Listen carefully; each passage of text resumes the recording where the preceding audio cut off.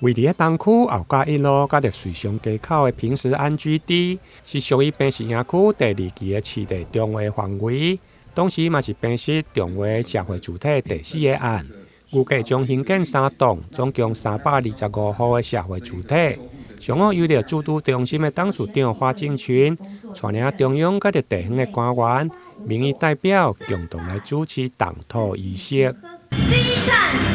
開工順利，第2產動土平安，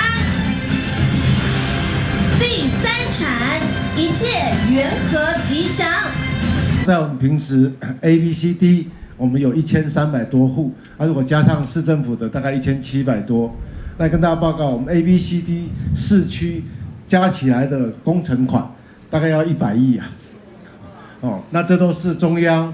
跟內政部中央要來為台南市民服務，我們投入的一個重要的資源。現場出席的包括中央民意代表立委賴慧媛、林俊憲以及陳定輝的助理。還有內政部國土司長吳新修、李副市長趙清惠嘛代表市長到場來致意，包括這325戶未來平時營區的社會主體，包括中央甲地方企業，就超過1700戶。這裡呢是鑽石地帶裡面的鑽石建築，所以將來可以提供我們很多市民朋友的服務是真的是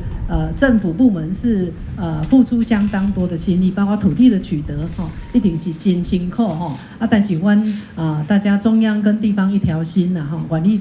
提供更多的社會住宅給我們很多的年輕朋友。國家主導中心在台南東區興建的平時安居地社會主體新建通包的工程，是由着港委營造甲着地建民建築師的團隊共同來打造。